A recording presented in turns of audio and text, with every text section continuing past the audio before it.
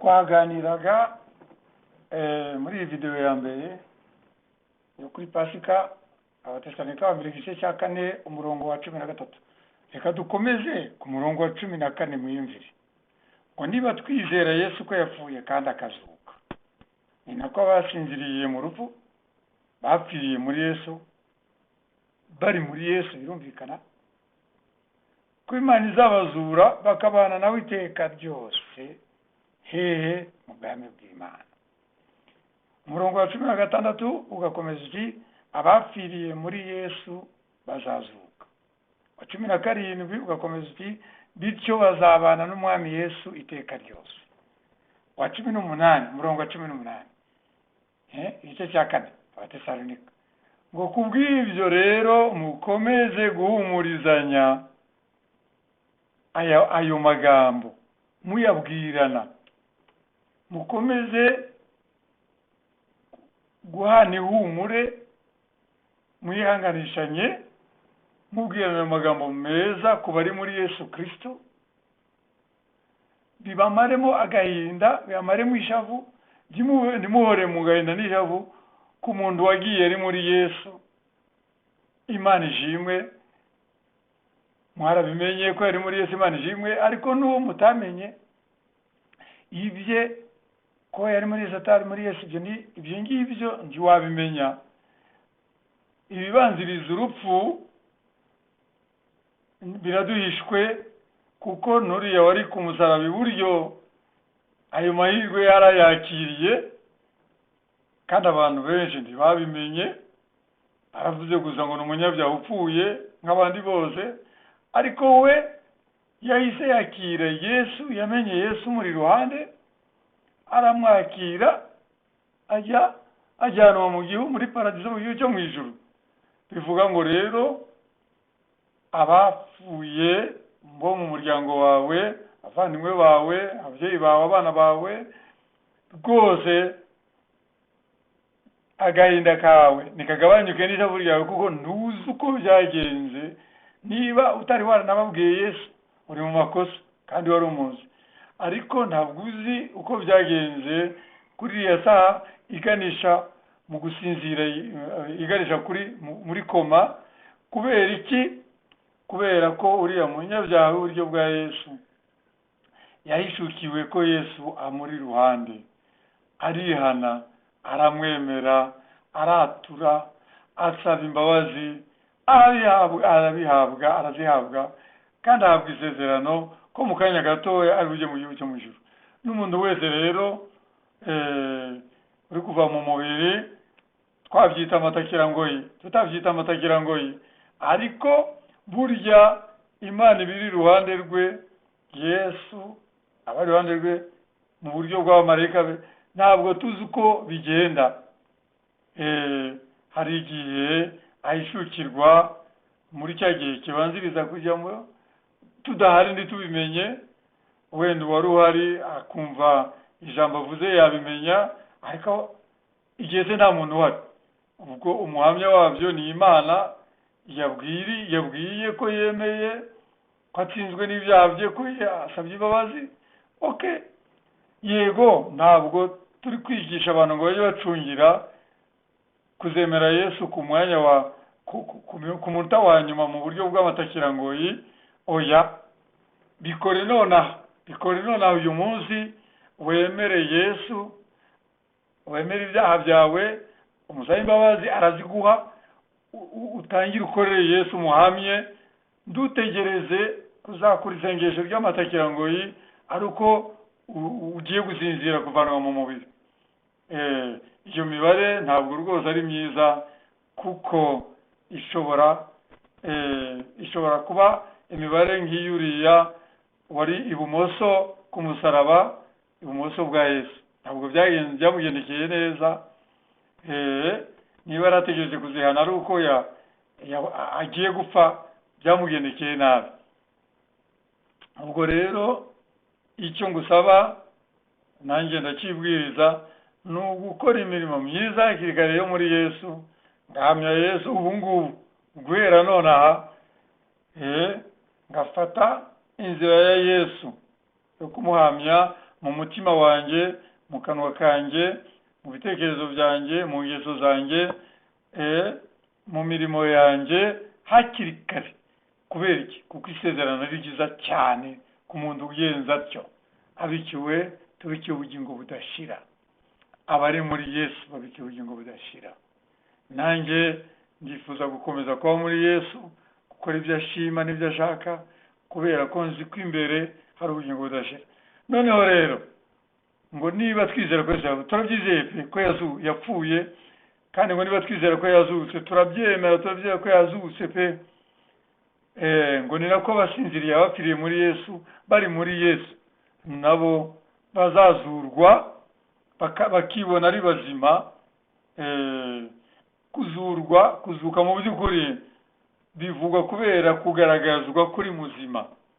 Yesu twamenye ko yazutse kubera ko yagaragajwe ari muzima. Abasaga 12 biyongeraho, ndetse abasaga 500 mu minsi 40 yari ari kwiyereka abamukunda, abari kumukorera ikiriyo, kubera kumukunda akababonekera ati ikiriyo nta kiriyo nimukivemo, nazutse ndi muzima ni mu ndebe. Ubwo rero nawe nanjye muri iki gihe cya Pasika twari dukeneye ko Yesu atubonekera, atukishurira, kwishurira ukava mu kiriyo, ukava mu gahinda kajyanye nuko mu by'ukuri hakiri ubujiji mu mitekerereze yawe n'imyizerere yawe. Yesu ni muzima, ariho rwose, nawe menya ngo kuko wamwemeye uri muzima. Ahubwo abataramumenya no kugira vuba, umuntu kugira vuba winjire muri Yesu kugira ngo akumarisha ishavu n'agahinda kanyuma y'urupfu. Kiri nyuma y'urupfu uzaba muzima humura kurushaho, kandi abawe bapfiriye muri Yesu Kristo ukaba warubizi. Ibyo birushijeho kuba byiza cyane ko warubizi, bari mu munezero mwinshi cyane, mu bugingo budashira. Kandi nawe utarubizi ntibamenye ko byagenze. Haraho ikibazo baragitunganyije mbere yo kuva mu mubiri igihe bari barimo basinzira, haraho bagezeyo. Haleluya! Ubwo rero nta mpamvu yo gutinda mu gahinda n'ishavu cyangwa mu kwibuka mu by'ukuri birababaje cyane, byasaza n'umuntu. Niyo mpamvu Imana yasanze ko Yesu akwiye kutubwira inkuru nziza kugira ngo tutavaho dusara. Kwibuka cyane iby'abapfuye, nta byiringiro by'uko uzababona mu gihugu cyo mu ijuru, nawe wagezeyo byagusaza, byatuma rwose umera nabi, ukarwara, yahamuka. Ariko menya muri Yesu ko hari ibyiringiro bizima bitabeshya. Haleluya! Yesu ashimwe. Uriya murongo rero 14 ngo nitwizere turabyemera ko Yesu yapfuye akazuka. None tunabyemere, tubyizere, tunabyemere ko natwe tuzazuranwa na Yesu, kandi ko bapfiriye muri Yesu tuzazuranwa nawe. Umurongo wa 16 bapfiriye muri Yesu barazuka. Haleluya! Nta mpamvu yo gutinda mu kiriyo. Kwibuka bizobana ikiriyo. Guhora wibuka bapfuye, abaye bapfuye, bivuga ngo guhora mu kiriyo kitarangira. Ikiriyo ni ukuvuga kwirabura mu Kinyarwanda cya kera. Guhora mu kwirabura, ukumva urasuherewe, umerewe nabi, ukarwara mu mutima kubera ibya nyuma y'urupfu, kuko ubizi mu buryo nyine bubi ko bimeze nabi. Ariko bari muri Yesu ibya nyuma y'urupfu ni byiza. Haleluya! Umurongo wa 17 ngo bityo mumenye ayo magambo meza aryoshye ko muzabana n'umwami Yesu iteka ryose.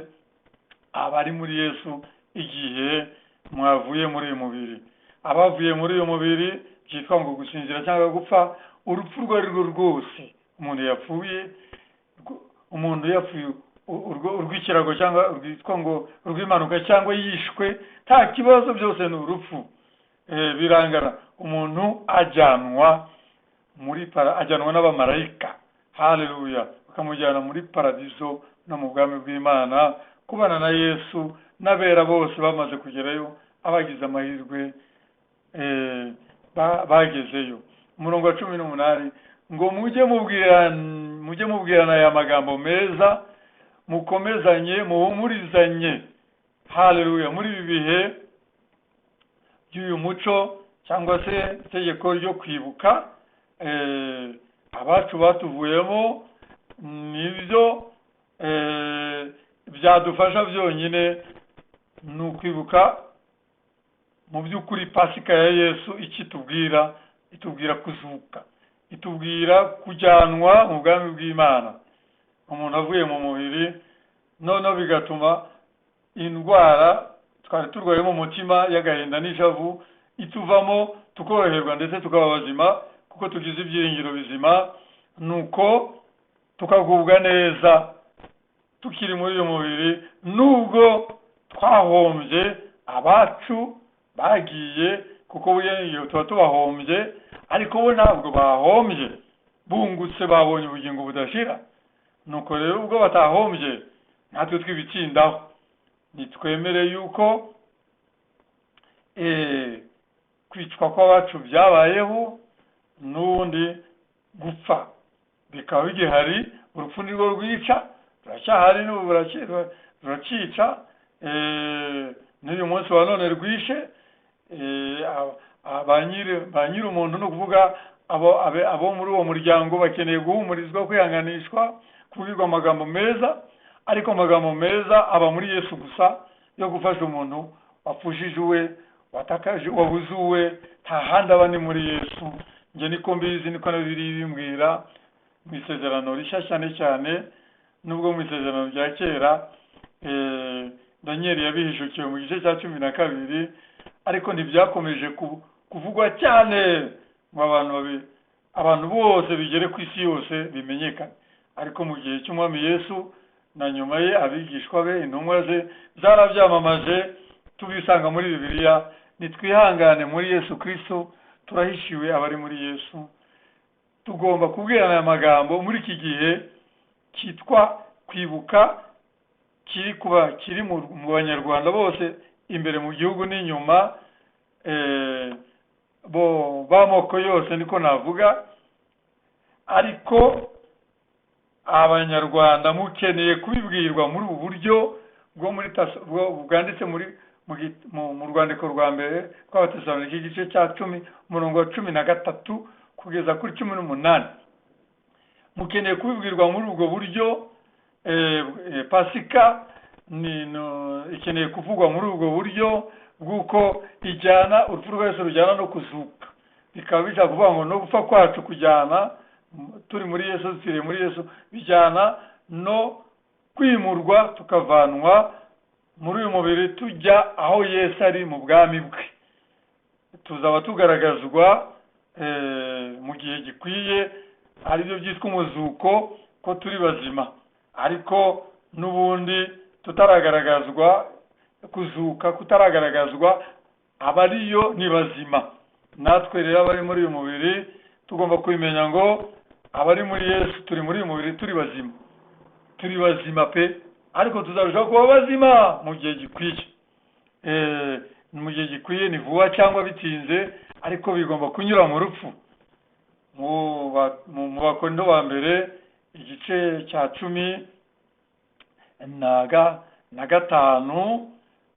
haravugwamo ndetse ko hari abatazapfa mu buryo busanzwe, ngo bazazamurwa uwo mwanya mu buryo bwa Eliya no mu buryo bwa Enoki. Ariko reka mbivuge mubyumve neza, nubwo ari ukuzamurwa, ntabwo ari uyu mubiri uzaba uzamuwe. Oya, ni ukuvanwa muri uyu mubiri, uyu mubiri ukazimira. Mu Bakorinto ndetse havugwa ko uyu mubiri umirwa, ni ukuvuga ngo hakaza ubundi buzima. Abasigaye bakabona umuntu adahari, nta kabuza bazavuga bati yapfuye. Nuko yapfuye urupfu tutazi uko byagenze, n'umubiri ntitububone, ariko yapfuye. Murumva ko no kuzamurwa, tuvanwa tujye gusanganira Yesu, abazagira ayo mahirwe n'abandi mo cyangwa ntarimo, ariko nabyo ni ubundi buryo bwo gupfa ku buryo bw'umubiri, kuko abasigaye ntabwo babona uwo mubiri, barawubura uyu mubiri usanzwe. Kubera iki? Ko wazimiye, wabuze. njya mbifata nk'urugero nkavuga ni inyamara ahantu bakubise bombe atomike icyo bita nuclear bomb, uwo mwanya abantu barabura kubera ko bahindutse umukungugu, bahindutse umwotsi, bahindutse umukungugu. Ntabahari ku buryo bw'umubiri, ariko mu buryo bw'umwuka barahari. Abapfiriyemo, abo bibayeho bari muri Yesu, bagaragara bari muri Yesu nyine ari bazima, bafite undi mubiri wo mu ijuru. Ntabwo abantu bavuye mu mubiri bagenda mu by'ukuri nta mubiri bambaye, bahabwa undi mubiri wo mu ijuru ndetse n'imyambaro yo mu ijuru. Nuko rero iyo nshaka kugira ngo abantu babyumve neza, aho bombe atomike ikubise uwo mwanya, abari muri Yesu bagenda nyine bajyanywe n'abamarayika, bafite imibiri mishyashya y'abo mu ijuru n'imyambaro y'abo mu ijuru, bagiye muri paradizo y'Imana. Ariko abasigaye bakabona nta mubiri uhari, kubera ko nyine wahindutse umukungugu cyangwa se wahindutse ivu, wahindutse umwotsi. Bityo rero bene data bari muri Yesu Kristo, mumenye ngo ari ugupfa turi muri Yesu, tuvuye muri uyu mubiri turi muri Yesu, ari no kuzamurwa umuntu avuye mu mubiri agiye gusangana Yesu, birangana. Ni kimwe, kuko uyu mubiri w'inyama n'amaraso, uyu nguyu tuzi, ntushobora kuragwa ubwami bw'Imana. Ntushobora kujya muri paradizo, ntushobora kujya mu bwami bwo mu ijuru. Ugomba kujya mu gitaka, ugahinduka igitaka, cyangwa ugahinduka ivu. Nubwo waba wanditswe aho ngaho utahambwe, amagufwa ari aho ngaho, ariko nyine amaherezo nayo azagera igihe abore, ahinduke umukungugu, ahinduke ivu. Ariko umuntu wari uri muri uwo mubiri, wari uri muri ayo magufa, yaragiye, ntawe uhari. Niyo mpamvu iri jambo ryo mu Batesalonika ba mbere igice cya 4 kuva ku murongo wa 13 kugeza kuri 18 ari ijambo ryiza cyane, rikwiye kuguhumuriza mwene data, rigatuma utakomeza kugira agahinda n'ishavu, kubera kuri muri Yesu ufite ibyiringiro bizima. N'abawe bagiye mu by'ukuri bafite ibyo byiringiro bizima kuko bari muri Yesu. Ubwo rero komera, uve mu maganya, uve mu ishavu no mu gahinda, wirinde kwitwara nk'umuntu udafite ibyiringiro bizima, wirinde kwitwara nk'umuntu utazi Yesu, kuko uramuzi, uzi Yesu. Reka gukora icyaha cyo kwitwara nk'umuntu utazi Yesu. Iyo utari gukora nk'uko Imana ibishaka, nk'uko yabitegetse, ukitwara nabi, uri kubabaza Imana, uri gucumura, wowe va mu mubare w'abantu badafite ibyiringiro bizima, jya mu mubare w'abafite ibyiringiro bizima. Ivanemo agahinda n'ishavu, hamagara Yesu mu masengesho, agumuka wera abigukuremo, wongere wumve ko uri muzima. Haleluya! Unezererwe ubwo buzima, kuko niko Yesu yavuze, yabwiye abigishwa be muri Luka igice cya 10:20, ngo mugomba kwishimira ko amazina yanyu yanditse mu gitabo cyo mu ijuru. Haleluya! Kuba rero uzwi mu ijuru, kuba izina ryawe ryanditseyo, unuvuga ngo uri umunyabugingo buhoraho, ngo binezererwe, nta mpamvu yo gukora ikiriyo gitinda, wikorera icyawe kiriyo ko nawe uzapfa, cyangwa se ugikorera abamaze kuva muri uyu mubiri bawe. Komera, nta mpamvu y'ikiriyo, uri muri Yesu. Hamiriza abandi bya Yesu kugira ngo nabo bamwifuze, bamukenere, bamusaba ubwo bugingo kuko nawe wabuhawe. Hanyuma twese tujye muri Yesu, tuzahurire mu gihugu cyo mu ijuru, tujyanywe n'abamarayika mu bwami bw'Imana, muri paradizo no mu bwami bw'Imana. Yesu aradutegereje kuduhamya imbere ya papa we n'abamarayika be. Yesu ashimwe. Haleluya! Icyubahiro kibi cy'Imana mu izina rya Yesu. Komera mwene data, komera, agahinda ntikarangire ishavu. Amen.